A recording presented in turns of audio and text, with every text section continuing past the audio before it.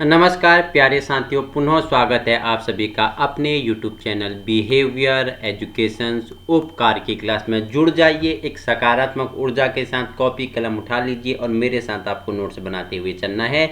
आगामी उत्तराखंड में जो आपका सहायक अध्यापक LT का एग्जाम होने वाला है, उसको दृष्टि में रखते हुए महत्वपूर्ण श्रृंखलाएं चल रही थी, जिसमें हमने कितने 11 टॉपिक हमने क्या कर लिए हैं, कंप्लीट कर लिए हैं। आज हमारा क्या पेपर फर्स्ट का टॉपिक कितना 12 है, जिसमें हम किसके बारे में परिचर्चा करेंगे। ठीक है, महान दार्शनिक फिलोसफर, ठीक है, प्लेटो के बारे में क्या करने वाले हैं, प्लेटो के बारे में परिचर्चा करेंगे। जुड़ जाइए एक सकारात्मक ऊर्जा के साथ। इससे पहले हमने क्या शिक्षा, मनोविज्ञान, दर्शन और शिक्षा हमने जाना। ठीक है, प्रगतिवाद, आदर्शवाद, यथार्थवाद, प्रयोजनवाद। ठीक है, उसके बाद हमने रूसो हो गया और अरस्तु हो गया। उसके बाद हमने जॉन डीवी के बारे में परिचर्चा की। आज हम परिचर्चा करेंगे प्लेटो के बारे में। ठीक है, जो क्या आपके लिए इंपोर्टेंट होता है। ठीक है, आपका देखो 50 नंबर का पेपर फर्स्ट कितना 50 नंबर का होगा, तो ये सारी सीरीज आपके लिए क्या होगा, महत्वपूर्ण होने वाला है। बाकी PDF में आपके लिए क्या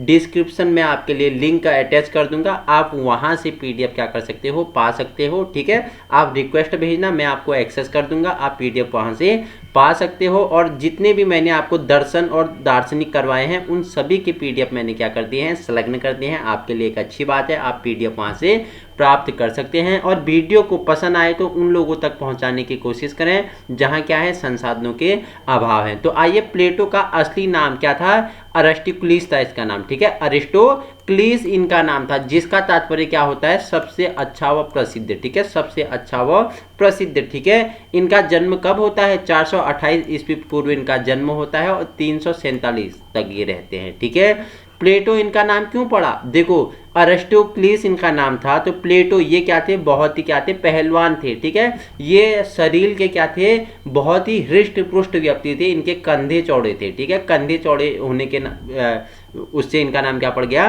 प्लेटो पड़ गया था। ठीक है, प्लेटो जानते हैं, प्लेटो को मानकीय राजनीतिक सिद्धांत का जनक यानी राजनीतिक दर्शन का जनक कहा जाता है। ठीक है, प्लेटो को क्या कहा जाता है, राजनीतिक सिद्धांत का जनक यानी राजनीतिक दर्शन का जनक भी इन्हें कहा जाता है। प्लेटो को दार्शनिक या नैतिक आदर्शवाद का संस्थापक भी माना जाता है। ठीक है, प्लेटो का क्या दार्शनिक या नैतिक आदर्शवाद, ठीक है, फिलोसफिकल एंड आइडियलिज्म का क्या माना जाता है, इन्हें संस्थापक माना जाता है, क्योंकि उसने इंद्रिय जनित भौतिक जगत से परे एक शाश्वत सार्वभौमिक विश्व के विचार आइडियाज को ज्यादा वरीयता दी। ठीक है, क्यों माना जाता है इन्हें, क्यों इन्हें क्या कहा जाता है कि जो प्लेटो थे ये दार्शनिक और नैतिक आदर्शवाद थे। तो इन्होंने क्या बोला कि जो इंद्रिय जनित भौतिक है, ठीक है, कि भौतिक जगत को हम अपने इंद्रियों द्वारा जान सकते हैं, आंख हो गया, कान हो गया, नाक हो गया, त्वचा हो गया, जीभ हो गया। ठीक है, इस भौतिक जगत को हम क्या अपने इंद्रियों द्वारा क्या कर सकते हैं, जान सकते हैं, जो क्या है भौतिक जगत से क्या है, परे है, शाश्वत है और सार्वभौमिक विश्व में इन्होंने क्या किया, विचार दिए, आइडियाज दिए, उनको वरीयता दिया, जिस कारण इन्हें क्या दार्शनिक और नैतिक आदर्शवाद का क्या माना जाता है, संस्थापक माना जाता है। ठीक है, आइए जीवन परिचय के बारे में जानते हैं। कथन इंपोर्टेंट है कि मैं ईश्वर का धन्यवाद करता हूं कि मैं असंस्कृत और गैर यूनान की बजाय यूनान में जन्मा। क्या बोलते हैं प्लेटो कि मैं उस भगवान, उस परमपिता को क्या करता हूं, धन्यवाद देता हूं, धन्यवाद अर्पित करता हूं कि मैं असंस्कृत और गैर यूनान के बजाय यूनान में जन्मा। ठीक है, दास की बजाय नागरिक के रूप में, ठीक है, स्त्री के बजाय पुरुष के रूप में जन्मा, किंतु सबसे अधिक धन्यवाद कि मैं सुकरात के युग में जन्म लिया मैंने। ठीक है, ये प्लेटो बोलते हैं कि मैं भगवान को क्या करता हूं, धन्यवाद अर्पित करता हूं, मैं उस असंस्कृत गैर यूनान की बजाय कहाँ, यूनान में जन्मा, दास के बजाय मैं नागरिक के रूप में, स्त्री के बजाय मैं पुरुष के रूप में जन्मा, और सबसे अधिक धन्यवाद करता हूं किसका, कि मैं सुकरात के युग में जन्मा। किसके कथन है ये, प्लेटो के कथन है। अगर पूछ लेगा स्टेटमेंट तो किसने कहा, प्लेटो ने कहा। ठीक है, प्लेटो ईसा से, ठीक है, ईसा पूर्व से 428 साल पहले एक अभिजात परिवार में पैदा हुए थे। ठीक है, जब प्लेटो पैदा हुआ उस समय लोकतांत्रिक एथेंस, ठीक है, एथेंस जहां प्लेटो का जन्म हुआ था, स्पार्टा के साथ भयंकर युद्ध में लगा था। ठीक है, एथेंस किसके साथ, स्पार्टा के साथ भयंकर युद्ध में लगा था जब प्लेटो का क्या होता है, जन्म होता है, जिसे क्या पेलोपोनेशियन युद्ध कहा जाता है। क्या पेलोपोनेशियन युद्ध के नाम से भी जाना जाता है। ठीक है, और 28 वर्ष तक चले इस युद्ध ने एथेंस का पतन कर दिया। और टोटल ये जो 28 वर्ष तक चला, ठीक है, जो पेलोपोनेशियन युद्ध था ये 28 वर्ष तक चला और इसने एथेंस का क्या कर दिया, पतन कर दिया। युवा अवस्था में प्लेटो राजनीतिक में जाने की महत्वाकांक्षा रखता था। वह सुकरात का शिष्य बन गया। प्लेटो किसका, सुकरात का शिष्य बन गया, ठीक है। प्लेटो ने अपनी युवावस्था में 2 असफल सरकारें देखी। प्लेटो जब युवा था, ठीक है, जब वो क्या था, युवा अवस्था में था, ठीक है, किशोर अवस्था में था, उसने 2 असफल सरकारें देखी। एक तो उन्होंने 30 लोगों का शासन, ठीक है, क्या 30 लोगों का शासन देखा।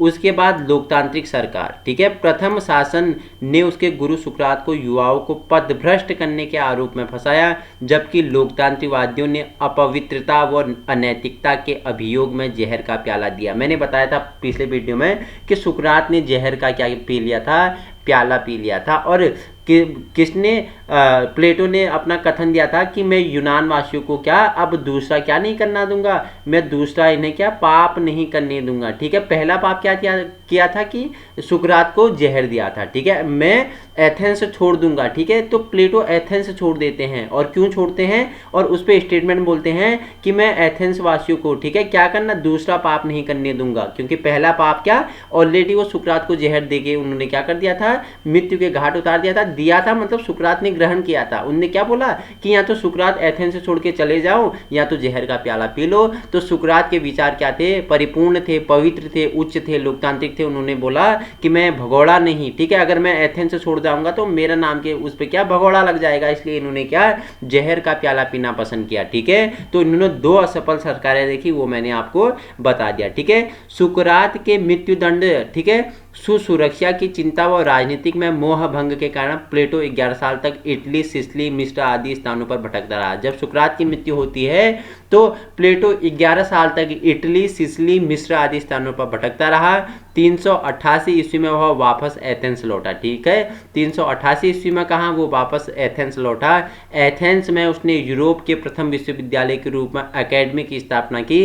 अकेडमी के दरवाजे पर क्या लिखा था, जिन लोगों को गणित का ज्ञान नहीं है वे अंदर ना आए, ठीक है। तो बोल देगा, कथन दे देगा कि कौन किसके अकेडमी में, ठीक है, किसने उस एकेडमी की स्थापना की थी जहां लिखा था कि जिन लोगों को गणित का ज्ञान नहीं है वो अंदर ना आए। तो ये एकेडमी की स्थापना किसने की थी, ये प्लेटो ने की थी। जब 11 साल बाद भटकता है इटली, सिसिली, मिस्र आदि में, तो 388 में एथेंस वापस आता है और यूरोप में प्रथम विश्वविद्यालय एकेडमी खोलता है, जिसके बाहर दरवाजे में लिखा रहता है कि जिन लोगों को गणित का ज्ञान नहीं है वो अंदर नहीं आए, ठीक है। 367 ईसा पूर्व में आसपास, यानी अपनी प्रौढ़ावस्था में प्लेटो क्या सार्यूक्यूज के नए शासक किसके वहां, डियोनाइसियस को दार्शनिक शासक की कला सिखाने के लिए सिसिली गया। वहां उसने 2 बार असफल प्रयास किए। 80 वर्ष की आयु में उनका क्या हो गया, देहांत हो गया, ठीक है। सोफिस्ट के बारे में जान लेते हैं, ठीक है। 500 ईस्वी पूर्व जब एथेंस में लोकतंत्र का उत्कर्ष हुआ तो वहां विचार स्वतंत्रता आई। इस विचार स्वतंत्रता के कारण वहां क्या, सोफिस्ट विचार भी पैदा होती है। कहाँ पे होती है, बताओ मुझे फटाफट, कहाँ होती है, ठीक है। ये क्या थे, सोफिस्ट भ्रमणशील शिक्षक थे। इन्हें आधे पत्रकार, आधे प्रोफेसर व आधे विचारक कहा जा सकता है। ये गैर यूनानी थे, अथवा इन्हें क्या मैटिक्स भी कहा जाता था। यूनान स्वयं को क्या हेलेनिक कहते थे। ये प्रोफेसर धन के बदले एथेंस में के युवाओं को क्या वाक पटुता व तर्क विद्या सिखाते थे। प्रोटोगोरस, जॉर्जियास हो गया और क्या थ्रेसिमेक्स आदि प्रसिद्ध क्या थे, सोफिस्ट हुए थे, ठीक है। ये मानवतावादी थे, क्या थे, मानवतावादी थे। मानवतावादी ये मानते हैं कि मनुष्य के अध्ययन के लिए सर्वोत्तम विषय स्वयं मनुष्य है, ठीक है। मानवतावादी क्या मानते हैं, मनुष्य को अगर अध्ययन करना है तो उसका सर्वोत्तम विषय क्या है, मनुष्य ही है। महान सोफिस्ट प्रोटोगोरस का प्रसिद्ध कथन है, मनुष्य सभी वस्तुओं का मानदंड है।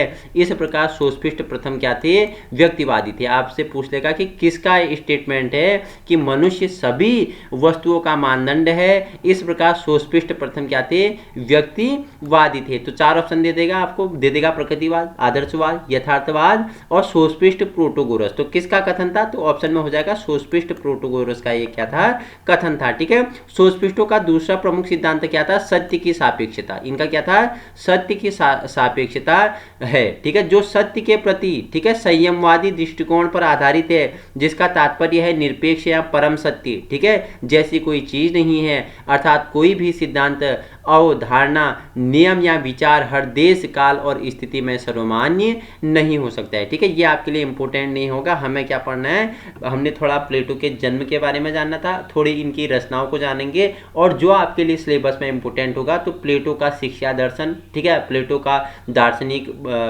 इनका नजरिया देखेंगे, पाठ्यक्रम देखेंगे, शिक्षण विद्या देखेंगे। ठीक है, तो प्लेटो की प्रमुख रचनाओं की बात करें तो प्लेटो की पुस्तकों में, ठीक है, डायलॉग, ठीक है, संवादात्मक शैली में है। ठीक है, ये डायलॉग शैली में है। उनकी पुस्तकों का नायक हीरो सुकरात है। उनकी जो पुस्तकों में नायक है, हीरो है, वो कौन है, इनका ही गुरु सुकरात है। सिर्फ लॉज को छोड़कर, लॉज पे इनका नायक क्या नहीं है, सुकरात नहीं है। द लॉज किसकी कृति है, तो प्लेटो की है। ठीक है, 3 पुस्तक, ठीक है, 3 पुस्तक, एक हो गया आपका रिपब्लिक हो गया, एक आपका स्टेटमेंट हो गया, एक आपका लॉज हो गया। ठीक है, द लॉज इनके क्या है, इंपोर्टेंट पुस्तक है। ठीक है, रिपब्लिक में देखो, इसमें 10 अध्याय हैं। इसमें कितना, 10 अध्याय हैं। और इसका उपशीर्षक ही क्या है, न्याय है, अर्थात मुख्य प्रतिपाद विषय क्या है, न्याय है। ठीक है, रिपब्लिक का यूनानी अर्थ क्या होता है, पोलितिया होता है। पोलितिया मतलब क्या होता है, रिपब्लिक। रिपब्लिक मतलब क्या होता है, गणतंत्र नहीं, बल्कि क्या होता है, राज्य व्यवस्था से है। ठीक है, देखो ये क्या बोलते हैं, आदर्श राज्य, आइडियल स्टेट क्या होना चाहिए, कि व्यवहारिक स्थापना के बारे में प्लेटो स्वयं क्या बोलता है, आंशिकित था। इसलिए वो रिपब्लिक में लिखता है कि ऐसे नगर का अस्तित्व विचार जगत में ही है, इसका प्रतिरूप दिव्यलोक में देखने को मिल सकता है, पर धरती में विद्यमान नहीं है। तो ये आपके लिए क्या था, इंपोर्टेंट था। ये मैंने कहा, एक आपकी किताब है प्रमुख राजनीतिक चिंतन, ठीक है, पल्स की है, राइटर है डॉक्टर लक्ष्मी नारायण बेनीवाल हैं, उनकी किताब है। तो उससे ये आपके 2 जो पेज हैं पीडीएफ के, उससे सम्मिलित हैं, आपके लिए इंपॉर्टेंट था।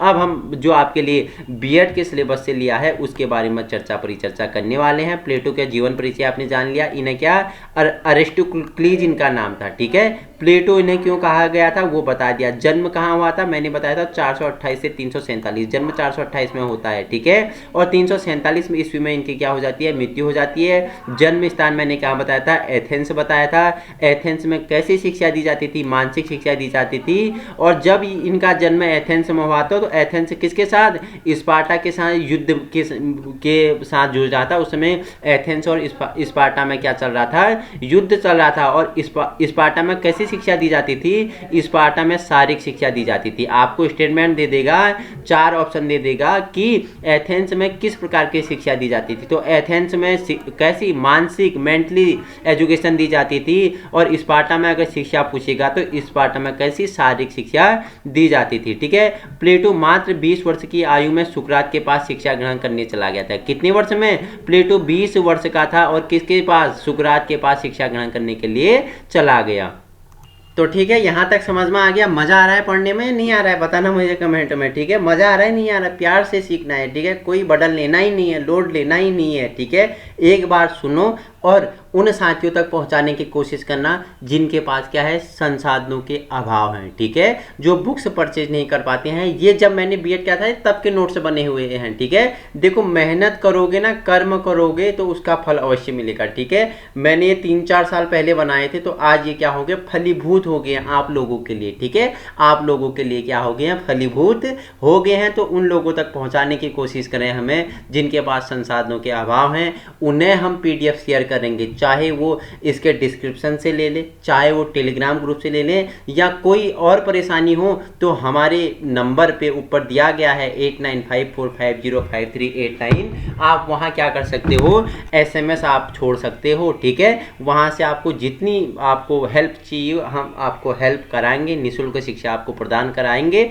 ठीक है, तो जुड़ना है, बस प्यार से पढ़ना है, जुड़ना है। तो आपने बताया, मैंने बोला कि एथेंस में किस प्रकार की शिक्षा, मानसिक शिक्षा, और मैंने बताया स्पार्टा में कैसी शारीरिक शिक्षा दी जाती थी। ठीक है, प्लेटो मात्र 20 वर्ष का था, सुकरात के पास शिक्षा ग्रहण करने चला गया था। सुकरात प्लेटो का गुरु था। सुकरात क्या था? प्लेटो का गुरु था। ठीक है, प्लेटो किसका गुरु था? प्लेटो सिकंदर का गुरु था। ठीक है, तो देखो प्लेटो किसका? सिकंदर का। ऐसा है, बताया है मैंने आपको, ऐसा है क्या? प्लेटो किसका गुरु था? सिकंदर का गुरु था या अरस्तु था? बताना मुझे, कमेंट में बताओगे मुझे। ठीक है, कमेंट में बताओगे। ठीक है, तो अरस्तु का गुरु कौन होता है? प्लेटो होता है। प्लेटो का गुरु कौन होता है? सुकरात होता है। ठीक है, और जो अरस्तु है, अरस्तु किसका गुरु था? तो सिकंदर का गुरु था। ठीक है, देखो सुकरात का शिष्य प्लेटो, प्लेटो का शिष्य अरस्तु, अरस्तु का शिष्य सिकंदर। अब याद रहेगा? याद रहेगा तो ठीक है, याद रहेगा तो याद करो, अच्छी बात है। ठीक है, तो देखो, और सुकरात तर्क विद्या में कुशल था। सुकरात क्या था? तर्क विद्या में कुशल था,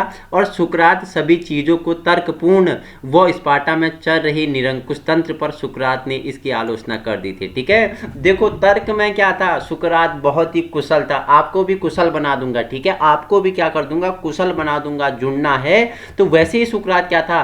तर्क विद्या में कुशल था। और जो कहा एथेंस व स्पार्टा में जो क्या निरंकुश तंत्र चल रहा था, उस पर सुकरात ने क्या की? उसकी आलोचना की। आलोचना के फलस्वरूप सुकरात को मृत्युदंड दे दिया गया। ठीक है, देखो आलोचना की इसने। जो एथेंस और स्पार्टा में युद्ध चल रहा था, उनके बीच क्या चल रहा था? मन मुटाव चल रहा था, निरंकुश तंत्र चल रहा था। तो सुकरात ने क्या कर दी? इनकी आलोचना कर दी, और सुकरात को क्या बोला कि या तो एथेंस स्पार्टा छोड़ के भाग जाओ, या तो जहर का प्याला पी लो। जहर का प्याला पी लेते हैं, भागने से अच्छा। ठीक है, सुकरात जहर पीना पसंद करते हैं, तो इन्हें क्या वहीं मृत्यु दी जाती है। ठीक है, इनके मृत्यु से प्लेटो के जीवन में क्या आया? बहुत ही बदलाव आया, वो मैंने आपको पिछले वीडियो में कराई हुई है। ठीक है, देखो उसके पश्चात प्लेटो के जीवन में एक तूफान सा आ गया। बता दिया मैंने, तूफान सा आ गया, और प्लेटो ने यूनान छोड़ दिया। प्लेटो ने क्या कर दिया? यूनान छोड़ दिया, और विश्व भ्रमण के लिए निकल गया।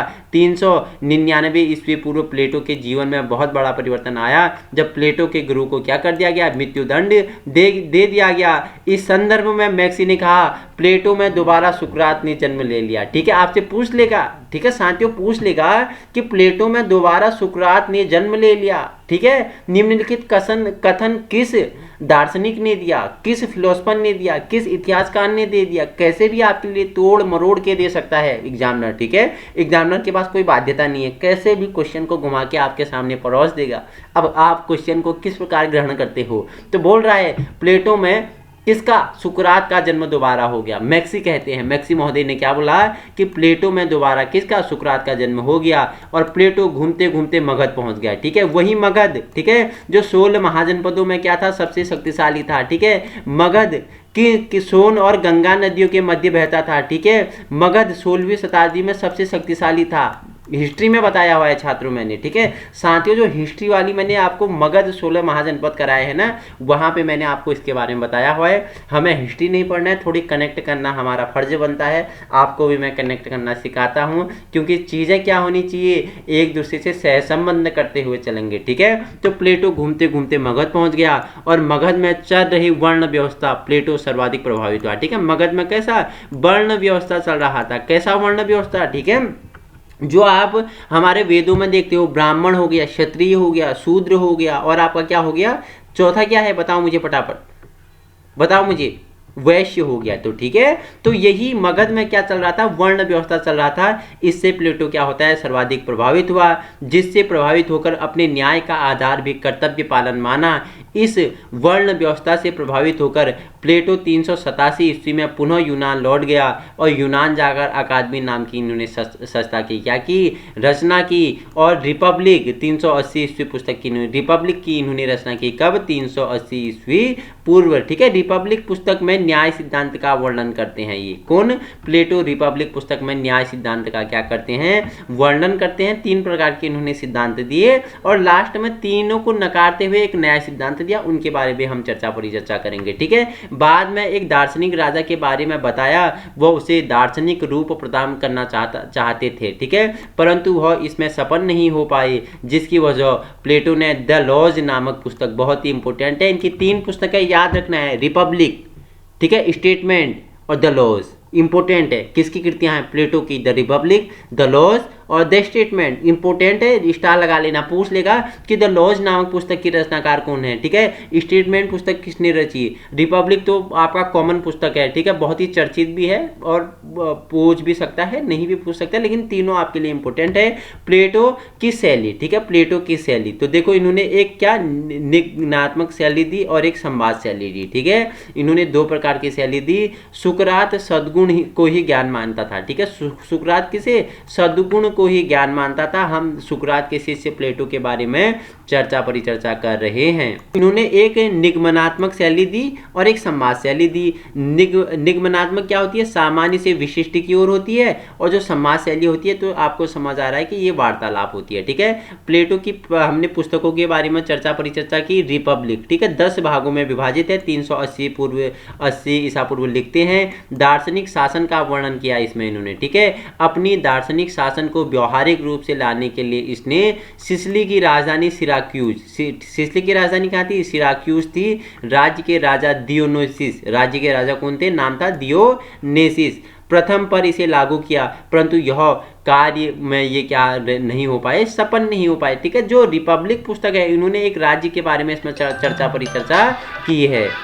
तो ठीक है, इतना आप लोग समझ गए हैं। तो मैंने क्या बताया कि जो क्या था, जो रिपब्लिक था, जो 380 ईसा पूर्व कौन लिखते हैं, प्लेटो लिखते हैं, एक शासन के, एक राजा के बारे में लिखते हैं। और ये सिसिली की राजधानी सिराक्यूज के राजा कौन था, दियोनेसिस था, उस पे लगाते हैं। दियोनेसिस प्रथम था, लेकिन इसमें सफल नहीं हो पाया, ठीक है। जिसका प्रमुख कारण था जो प्लेटो ने दार्शनिक राजा पर क्या पाबंदियां लगाई थी। इन्होंने एक दार्शनिक राजा पे क्या लगाई थी, पाबंदियां लगाई थी। उसमें जो व्यवस्था लगाई गई वह व्यवहारिक रूप से संपन्न नहीं हो सकती हैं, और इस घटना से प्रभावित होकर प्लेटो ने नई ग्रंथ की रचना की, ठीक है। जो नई ग्रंथ आई इनकी तो वो थी द लॉज, ठीक है, द लॉज। आपसे पूछ लेगा कि रिपब्लिक के से प्रभावित होकर जो नई रचना आई वो क्या थी, द लॉज थे, ठीक है। द लॉज क्यों आई, तो इन्होंने रिपब्लिक में क्या कहा, एक राजा के बारे में बताया, और कहाँ पे मैंने बताया कि जो सिसिली की राजधानी कहाँ, सिराक्यूज थी, तो वहाँ के राजा कौन थे, दियोनेसिस प्रथम थे, उन पे इन्होंने लगाया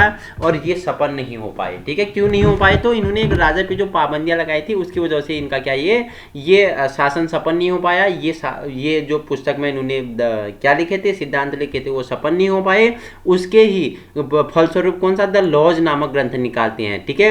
दियोनेसिस घटना से प्रभावित एक ग्रंथ है और यह विधि के शासन पर बल देता है। आपसे पूछ लेगा कि प्लेटो की कौन सी पुस्तक, ठीक है, विधि के शासन पर बल देता है, तो द लॉज इनके क्या विधि के शासन पर बल देता है। द लॉज के 12 भाग हैं। पूछ लेगा द लॉज में कितने भाग हैं, 12 भाग हैं, ठीक है। और बताएंगे मुझे रिपब्लिक में कितने भाग थे, 10 भाग थे। द लॉज में कितने, 12 भाग थे, ठीक है। इंपॉर्टेंट है, याद रखना। तीसरा फिर उन्होंने स्टेटमेंट करके तीसरी बुक निकाली। इस पुस्तक में प्लेटो ने संविधानों का वर्गीकरण किया, ठीक है। मीनो क्या बोलते हैं, मीनो ही एकमात्र ऐसी पुस्तक है, इनकी एक पुस्तक है और मीनो, ठीक है। मीनो कोई व्यक्ति नहीं है, रिपब्लिक, द लॉज, स्टेटमेंट, मीनो ही एकमात्र ऐसी पुस्तक है जिसमें सर्वप्रथम न्याय शब्द का प्रयोग किया है। आपसे पूछ लेगा कि प्लेटो की कौन सी पुस्तक में सर्वप्रथम न्याय शब्द का प्रयोग हुआ है, तो मीनो की पुस्तक में सबसे पहले क्या न्याय शब्द का प्रयोग हुआ है, स्पष्ट चर्चा हुई है, ठीक है। प्रोटोगोरस, यूनानी, क्रीटो और क्या थी, ओपोलॉजी, इनकी क्या है, अदर बुक्स हैं, ठीक है। और क्या क्या इनकी पुस्तकों की नाम क्या क्या है, तो अब आपको याद हो गया। आप क्या बना पा रहे हो, मीनो हो गया, द अपोलॉजी हो गया, फाइदो हो गया, ठीक है, चारमाइडियस हो गया और ट्रीटो हो गया और पारामिनियाडियस, इनकी क्या है, प्रमुख पुस्तक हैं। याद क्या क्या रखनी है, द रिपब्लिक हो गया, ठीक है, द लॉज हो गया, स्टेटमेंट हो गया, मीनो हो गया, ये आपके लिए क्या है, इंपोर्टेंट पुस्तकें हैं, ठीक है। प्लेटो के विचारों का दार्शनिक आधार जो हम पढ़ेंगे, ठीक है। आप एक शिक्षक बनने जा रहे हैं तो आपके भी क्या दर्शन, आपके भी जो फिलॉसफी है, दर्शन है, तो वो क्या होगा, ठीक है। तो वही प्लेटो के दार्शनिक विचार हम चर्चा परिचर्चा कर लेते हैं। प्लेटो विचारों को मूल तत्व मानता था। प्लेटो क्या, जो विचार हैं इन्हें क्या मानता है, मूल तत्व मानता है। जैसे प्रकृतिवाद, प्रकृति को क्या मानते थे, केंद्र में रखते थे, ठीक है। प्रकृति क्या है, प्रकृति की क्या है, सर्वोच्च सत्ता है। सर्वोच्च सत्ता कौन सी है, प्रकृति है। वैसे ही प्लेटो सर्वोच्च किसे मानते हैं, विचारों को मूल तत्व मानते हैं। इन विचारों को मूल तत्व मानना विश्व के 2 भागों में विभाजित करना था, ठीक है। एक विचारों की दुनिया, एक भौतिकवादी दुनिया, ठीक है। उस समय सत्य सत्य के दो रूप चल रहे थे, सत्ता में कैसे दो रूप चल रहे थे, एक क्या हेराक्लिटीज युग चल रहा था, एक पैरामेड्रीज चल रहा था, एक पैरामेड्रीज युग चल रहा था। ठीक है, हेराक्लिटीज युग में विश्व परिवर्तनशील है। क्या है हेराक्लिटीज में, विश्व परिवर्तनशील है। और जो पैरामेड्रीज है ये क्या है, सत्य स्थायी है। दोनों मिलके क्या करते हैं, सत्य स्थायी है लेकिन इसकी परछाई परिवर्तनशील है। सत्य क्या है, स्थायी है, लेकिन इसकी परछाई क्या है, परिवर्तनशील है। प्लेटो इससे प्रभावित हुआ और उन्होंने क्या बोला कि सत्य क्या है, स्थायी है, लेकिन क्या इसकी परछाई परिवर्तनशील है। किसने कहा, प्लेटो ने कहा। ठीक है, अब प्लेटो के दार्शनिक विचार जान लेते हैं। ठीक है, तो देखो प्लेटो ने 3 सिद्धांतों का वर्णन किया, गुफा का सिद्धांत, और दूसरा आपका विभाजन रेखा का सिद्धांत, तीसरा आपका 3 सेब का सिद्धांत। ठीक है, 3 सेब में क्या बताया था, ये आपके 3 सेब हैं। ठीक है, 3 सेब हैं, तो एक आपका पका है, एक आपका सड़ा है, एक कच्चा है। ठीक है, तो सड़े वाले को फेंक दो, पके वाले को खा लो और कच्चे वालों को पकने दो। ठीक है, आगे बात करते हैं। ठीक है, तो देखो गुफा का सिद्धांत इन्होंने क्या बताया, प्लेटो महोदय ने यह व्यक्त किया कि ज्ञान का रास्ता टेढ़ा मेढ़ा होता है। और प्लेटो क्या ग्लाउकन के इस सिद्धांत का विरोध किया। ग्लाउकन ने कहा कि ज्ञान का रास्ता सीधा होता है। ग्लाउकन ने क्या कहा कि ज्ञान का रास्ता क्या होता है, सीधा होता है। लेकिन प्लेटो ने क्या कर दिया, इनका खंडन कर दिया।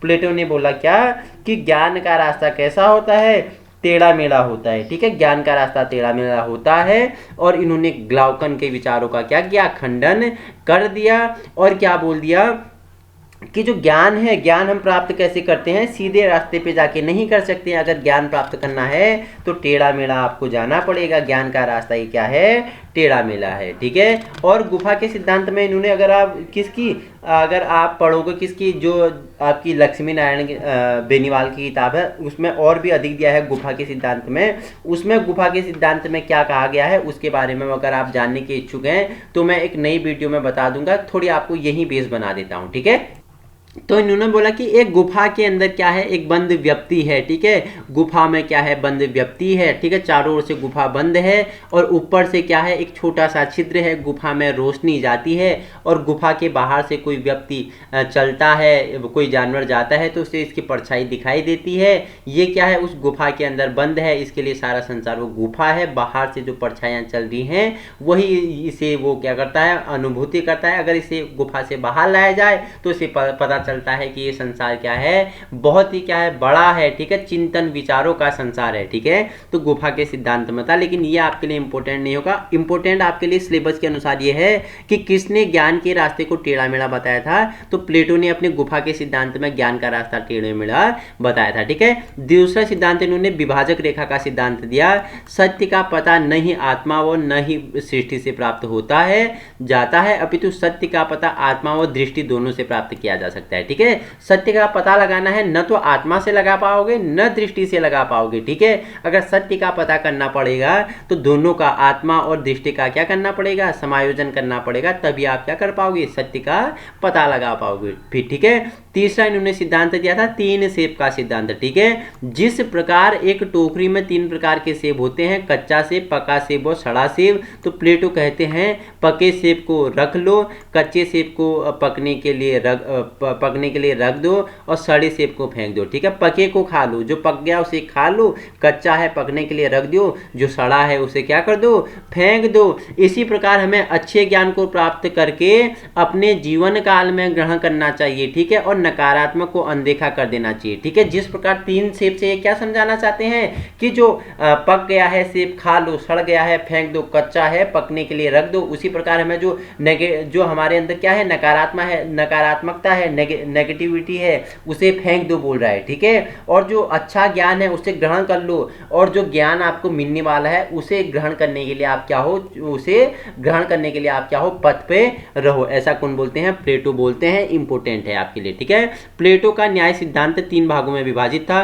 परंपरागत सिद्धांत हो गया, क्रांतिकारी सिद्धांत हो गया और तीसरा आपका व्यवहारवादी सिद्धांत हो गया। तो पहले जान लेते हैं परंपरागत सिद्धांत। ठीक है, प्रतिपादक कौन थे, सिफालस और पॉलीमार्स थे। ठीक है, तो इन्होंने क्या कहा, इन्होंने कहा सत्य बोलना है। ठीक है, सत्य बोलना है। प्लेटो ने दूसरे का ऋण और इसका खंडन कर देना ही क्या बोला है, न्याय कहा है। ठीक है, प्लेटो ने क्या बोला, प्लेटो ने कहा सत्य बोलना है और दूसरों का ऋण चुका देना ही क्या है, न्याय न्याय है। ठीक है, न्याय क्या है? तो प्लेटो के अनुसार न्याय क्या है? सत्य बोलना और दूसरों का ऋण चुका देना न्याय है। ठीक है, और पॉलीमार्क्स क्या बोलते हैं? उचित व्यवहार करना, शत्रु के साथ शत्रु और मित्र के साथ मित्रता करना। इसका ही भी इन्होंने क्या कर दिया?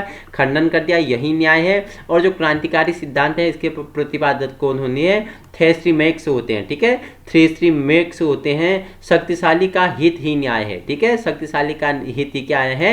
न्याय है। इसका खंडन कर देते हैं। अन्याय न्याय से कभी श्रेष्ठ नहीं हो सकता। अन्याय न्याय के सभी से कभी श्रेष्ठ नहीं हो सकता। तीसरा जो व्यवहारिक सिद्धांत दिया ग्लाकाउन ने तो क्या बोला कि न्याय भय का शिशु है और कमजोरों की आवश्यकता है। खंडन कर दिया इसका भी इन्होंने। ठीक है, किसने कहा न्याय भय का शिशु है और कमजोरों की क्या है? आवश्यकता है। तो किसने? ग्लाउकन ने कहा था। ग्लाउकन ने कौन से सिद्धांत में? व्यवहारिक सिद्धांत में। ठीक है, इन तीनों सिद्धांतों का खंडन करके प्लेटो ने एक नए सिद्धांत दिया। ठीक है, प्लेटो ने नए सिद्धांत दिया था। कौन सा सिद्धांत दिया था? ठीक है, आपको प्रो वर्जन बनना है, एक्टिविटी करोगे, मुझे कमेंट में बताओगे कि जो क्या था, जो परंपरागत सिद्धांत था, ठीक है, सिफालस और पॉलीमार्स का, और जो क्रांतिकारी सिद्धांत था थ्रेसिमेड्स का, ठीक है, और जो व्यवहारिक सिद्धांत था ग्लाउकुन का, ठीक है, ग्लाउकुन का, तो तीनों का खंडन करके क्या और क्या प्लेटो एक नए न्याय के सिद्धांत को देते हैं। उस सिद्धांत को इन्होंने क्या नाम दिया? आप मुझे क्या करेंगे? कमेंट में बताएंगे। तो हमने जाना आज किसके बारे में? प्लेटो के बारे में जाना। प्लेटो का जीवन परिचय और प्लेटो की जो शिक्षा था, दर्शन था, इन सभी के बारे में जो सिद्धांत थे, इन सभी के बारे में हमने परिचर्चा की। और प्लेटो ने जो तीसरा सिद्धांत था उसका नाम तीन आत्माओं का सिद्धांत था। ठीक है, theory of the three classes and three soul. ठीक है, इन्होंने क्या बोला? Theory of three classes and three soul सिद्धांत का इन्होंने क्या किया? प्रतिपादन किया था। ठीक है, और देखो इनको पढ़ाने के लिए बहुत कुछ है, लेकिन आपके लिए जो इम्पोर्टेंट है वही हमने बता दिया। ठीक है, गुफा का सिद्धांत बताया। गुफा के सिद्धांत के अंतर भी इन्होंने क्या बताया? प्रत्यय का सिद्धांत, आत्मा परिवर्तन का सिद्धांत, विभाजन रेखा का उदाहरण, भीतरी आंखें, ठीक है, अंदरूनी आंखें, ज्ञान ही सद्गुण है, प्रतिछाया। ठीक है, इन्होंने उसमें भी बताया। ठीक है, इन्होंने दो पद्धतियां मैंने आपको बताया, एक निगमनात्मक पद्धति, ठीक है, जिसे क्या बोलते हैं? डिटेक्टिव मेथड बोलते हैं। इसे दार्शनिक पद्धति का क्या? निष्कर्षात्मक पद्धति भी इसे कहा जाता है। यह पद्धति सामान्य से विशिष्ट की ओर चलती है, अर्थात निष्कर्ष पहले निकाले जाएंगे, विशिष्ट तथ्यों से फिर जोड़ा जाता है। ठीक है, ये बता दिया था। दूसरा इन्होंने क्या? संवाद पद्धति या वार्तालाप पद्धति दूसरा बताया था। ठीक है, इनकी हमने प्रमुख क्या रचनाएं पढ़ ली थी, आपको बताया रिपब्लिक, लॉज और स्टेटमेंट आपके लिए मेनू आपके लिए क्या होंगे? इंपोर्टेंट होंगे। और रिपब्लिक में शासक को इन्होंने गडेरिये के तुल्य बताया है। रिपब्लिक में किसने? प्लेटो ने शासक को गडेरिये के तुल्य बताया है। स्टेटमेंट में शासक को चिकित्सक के रूप में बताया है। और इन्होंने क्या? बताओ मुझे, जो पायलट है उसमें बुनकर की संज्ञा दी है। ठीक है, देखो पूछ लेगा प्लेटो ने अपने किस कृति में शासक को गडरिये के तुल्य बताया है? तो रिपब्लिक में। ठीक है, आप पूछ लेगा कि प्लेटो ने किस शासक को प्लेटो ने अपने किस कृति में शासक को चिकित्सक के रूप में बताया है? तो स्टेटमेंट में। ठीक है, तो रूसो हमने प्लेटो के बारे में परिचर्चा कर ली है। जितना भी आपके लिए इंपोर्टेंट होना था उन सभी पहलुओं को हमने जान लिया है। अब जान लेंगे कि कुछ महत्वपूर्ण कथन जान लेते हैं प्लेटो के बारे में। ठीक है, पश्चिमी चिंतन या तो प्लेटोवादी रहा या तो प्लेटो विरोधी रहा, लेकिन शायद ही कभी गैर प्लेटोवादी रहा होगा। किसने? कार्ल रेमंड पॉपर ने कहा है। जेलर महोदय क्या बोलते हैं? प्लेटो के शिक्षा सिद्धांत में सामंतवाद का समर्थन व श्रमिकों के विरुद्ध पक्षपात है। ठीक है, सेबाइन क्या बोलते हैं? रिपब्लिक को कल्पनावाद मानते हैं। ठीक है, किसने रिपब्लिक को कल्पनावाद माना? तो सेबाइन ने। ठीक है, सेबाइन ने क्या बोला? आदर्श राज्य प्लेटो की सर्वाधिक मौलिक खोज है। ठीक है, आदर्श राज्य प्लेटो की क्या है? सर्वाधिक मौलिक खोज है। देखो इमर्सन प्लेटो ही क्या है? दर्शन था और दर्शन ही प्लेटो है। इमर्सन ने क्या बोला? प्लेटो ही दर्शन है और दर्शन ही प्लेटो है। और कार्ल पॉपर क्या बोलते हैं?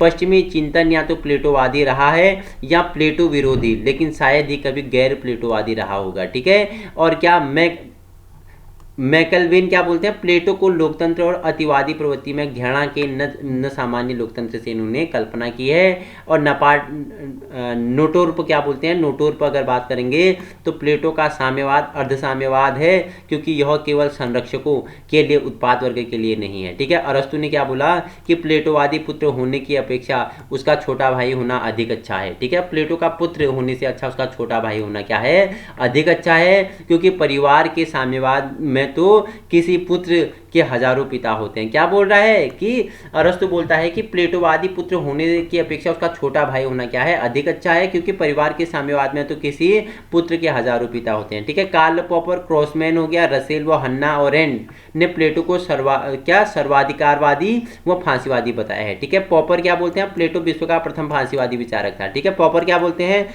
प्लेटो का आदर्श राज्य एक बंद प्रणाली थी, क्लोज सिस्टम थी। ठीक है, जे चैपमैन क्या बोलते हैं, प्लेटो क्या था, इंद्रजालिकों का राजकुमार था। ठीक है, इंद्रजालिकों का क्या था, राजकुमार था। कौन, प्लेटो। किसने कहा, जे चैपमैन ने। ठीक है, हन्ना ओरेंट क्या बोलते हैं, प्लेटो फांसीवादी का दार्शनिक प्रेरक था। बॉडकर महोदय क्या बोलते हैं, प्लेटो का दार्शनिक राजा प्रभुत्व अधिनायकवादी है। ठीक है, बारकर महोदय क्या बोलते हैं, प्लेटो का न्याय वस्तुतः न्याय नहीं, वह केवल मनुष्य को अपने अपने कर्तव्यों तक सीमित करने वाली भावना मात्र है, कोई ठोस कानून नहीं है। ठीक है, बारकर महोदय ने बोला यहाँ तक कहना आसान है कि रिपब्लिकन काल्पनिक है, बादलों में एक नगर है, एक सूर्यास्त के दृश्य के समान है जो सायंकाल के 1 घंटे के लिए रहता है, तत्पश्चात अंधकार में विलीन हो जाता है। यह बात यथार्थ परिस्थितियों पर आधारित है। ठीक है, अंतिम आपका किसका स्टेटमेंट है, क्रॉसमैन का है।